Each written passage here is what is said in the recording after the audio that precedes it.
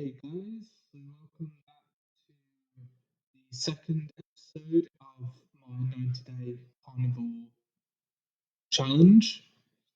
Today is day 4 for me. Those of you who watched yesterday's video will remember that I started this challenge on day 3. So though this is the second video, bear in mind that this is the fourth day. And today I wanted to talk about more so how I've been finding the challenge and kind of what's been involved with me doing it and sort of the plans and things like that I'm following in terms of eating and eating times. So, as kind of is maybe self explanatory to some people, but maybe not to others, carnivore diet is a diet where pretty much exclusively, bar a couple of things that I can think of, you eat only meat or fish. So really, I don't know how to describe each meal because it's kind of boring. Kind of eating a lot of the same things for my meals. So I have a variety of meats. So I may have some chicken, chicken breast, chicken thighs. I may have steak, rump steak, sirloin steak. I may have some kind of pork, whether that's salmon or pork chop or bacon or sausage. So mainly for me, I eat a lot and I mean this in the way that I don't really delve into other things that you can eat in the diet. I eat pretty much only predominantly meat. There are other things that you can have like eggs, butter, seafood. So there are other things that you can eat. But for me personally, I tend to stick to only pretty much eating just the meat. And sometimes I may put a bit of butter in the frying pan if I'm frying something up, or but even then I tend to use the fat from kind of the fattier cuts of meat, so like the bacon, sausage, even stuff like chicken. I'll try and capture as much of the kind of cooking juices as I can, and then I kind of try and incorporate that as a little bit of a sauce or a cooking oil, if you like, even though it's basically the foods are just cooking in their own fat. And then what I'll usually do is once I finish the cooking, I will drizzle over the oil onto the plate, and just to try and get as much fat into the meal, as much fat and as much calories into the meal as possible, really. So that's mainly predominantly what I've been eating, and that's what I've been eating for the past kind of 4 days. So as I say, it's things like chicken. I think I had some lamb chops, some pork. Today I'm going to be having pork sausages with chicken thighs. So I'll have 2 chicken thighs and 6 pork sausages, and that will make up my meal. And in terms of how often I'm eating, I am I am incorporating into this challenge intermittent fasting, and I am perhaps looking at trying to do prolonged fasting, which I'll talk about in a minute. But the main kind of eating pattern that I follow is intermittent fasting, and that's OMAD. So I'll have one meal a day. So, for example, my eating kind of pattern at the moment is that I'll eat at 6 p.m. at night, have a meal with, as I say, all the meat and all the fats in it, and then I'll have that, and then I won't then eat again until 6 p.m. the next day. So 6 p.m. first meal, 6 p.m. day one, next meal 6 p.m. day two. So it's a full 24 hours between one meal and the next. And I find on the carnivore diet, at least when I do it, or low carb diets in general, I really struggle to eat a lot on these sorts of diets. I think it's one thing that I'm quite bad at is getting up to probably what would be considered a proper amount of calories. I certainly get nowhere near 2,000 a day. I'm lucky if I can get to 1,000 a day. And most of the time, it's probably less than that. It's probably something like 600 to 800 calories a day. But I find it really hard to eat on this because whenever I do eat, I feel satiated. I feel full. I feel, but I once I've eaten the 6 o'clock meal, at least for another, I'd say probably 12 hours, at least until the next morning, the thought of eating again makes me feel sick after having that meal on the night. Just the thought of it makes me feel sick. And I'd say even when I wake up the next day, I don't feel hungry at all. I feel very satisfied, in least in terms of hunger.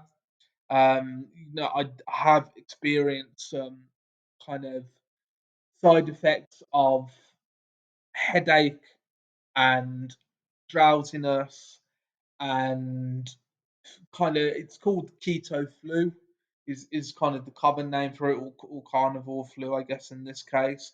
And I have felt those symptoms, but I think I wouldn't attribute that to the lack of calories. I would attribute that to sugar withdrawal and the carb withdrawal. Um, and I think because that's, I can, other days I can go all day, when I'm not following a diet like this and I'm maybe just on a standard diet where, I mentioned yesterday I have a lot of coffee throughout the day and things like this. I can drink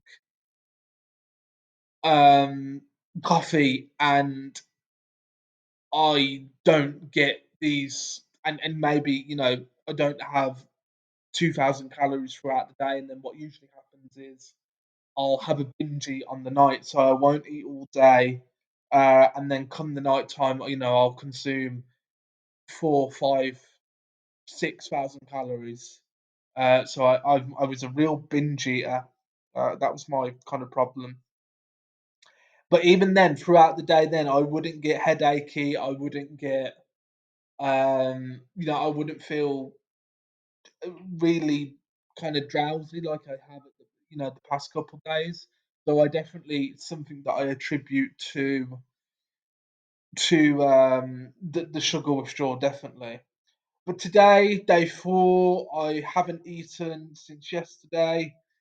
Feel really good, actually. Feel quite energized, and kind of there's a kind of motivation there that maybe wasn't there before for me, in terms of a wanting to do things, because I came in, tonight, and at the moment it's about 6:30 in the evening for me.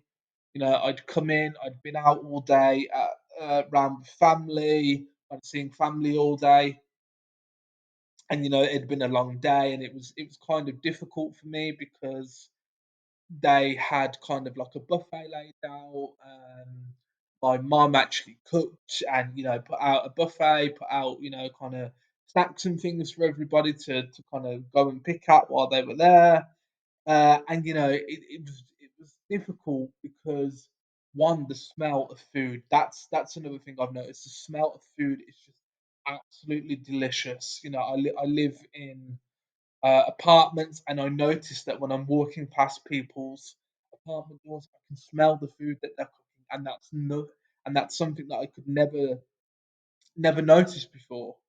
But I can smell all these wonderful foods, and especially if someone's had takeout or something like that, I smell that, and gosh, it just makes you really want just to kind of eat something, and kind of go in there and grab a plate for yourself. And so that was really difficult for me today. Was the fact that there was a lot of food there, and people were kind of constantly coming up to me and asking, "Oh, do you want something to eat? Do you want something to eat?" And it's hard to say no when really you do want something, but you've made a promise and you've made a commitment to the OMAD and the Carnivore, and I would have loved to have some rice and some naan bread and some crisps and whatever else was was on the table. I would have loved to have had some, but my commitment to this is very strong. I don't want to give it up. And so that's the first kind of thing that I'm talking about. And it's kind of given me this links back to what I was saying before, where I was talking about I feel quite energized and quite motivated. I think now because this is 4 days into it, this is a lot further than a lot of other people get. So maybe I don't know the exact statistic, but let's say half the people who attempt the carnivore diet don't make it past the first 2 days.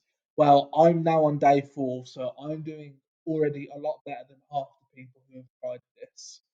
I don't know whether that's an exact number, or I would assume maybe it's higher, or maybe it's about that, or maybe it's lower. I don't know. But I think the more you get in, the more you go with this, and the more you commit yourself to it, you do get that sense of achievement, and you do get that sense of, I'm doing something meaningful here. I'm keeping a promise to myself. I'm, kind of slugging through it. And I mean, I come in after going back to what I was saying. I come in after getting home from my mum's, and I was like, I really don't want to come on, and I really don't want to do kind of this vlog. I'm tired. I'm hungry. Maybe I'll just leave it and I upload it tomorrow.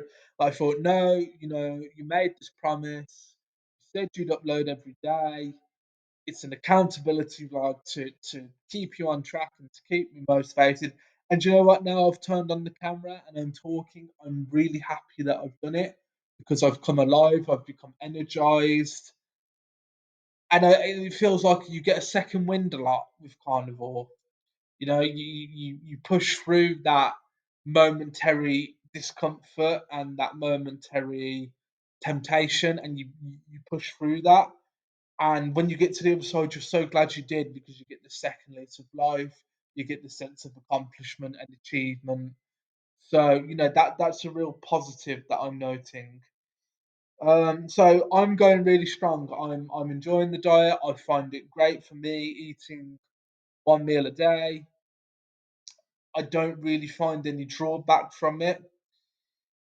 So what I've actually committed myself to, and I don't know if this is pushing myself too far too soon, and it very well may be, but I've now committed myself now to a 48-hour fast. So I'm not going to eat tonight, and I'm going to try and go until this time tomorrow night, New Year's Eve, and then break my fast tomorrow night, and that would have then been 48 hours since I'd last eaten. I don't know how that's going to go. I've never fasted for that long before. The longest fast I've done is OMAD, 24 hours. I don't know how I'm going to get on pushing it to 48. I don't know if it's kind of a placebo effect where I'm feeling kind of hungry now. I wouldn't say it's hunger. There's a wanting for food. I don't know. My stomach's not grumbling, but then if someone put something in front of me now, I wouldn't say no to it. So it's going to be a challenge, definitely, to get to the 48-hour mark. I mean, I'll see what I'm like tomorrow. I may wake up and feel very, very ill or very poorly again because I've pushed it so long, in which case I probably will break the fast and maybe reattempt in a couple of weeks when I'm deeper into ketosis, or my body's more used to this way of eating. As I say, I don't know whether I'm pushing things too quickly too soon, going straight into a a 48-hour fast like this. So I'm tempted to, I'm interested to see the results really and see what comes of it. So this is the vlog for today, guys. I hope you enjoyed. Hope you found some informative information somewhere in there.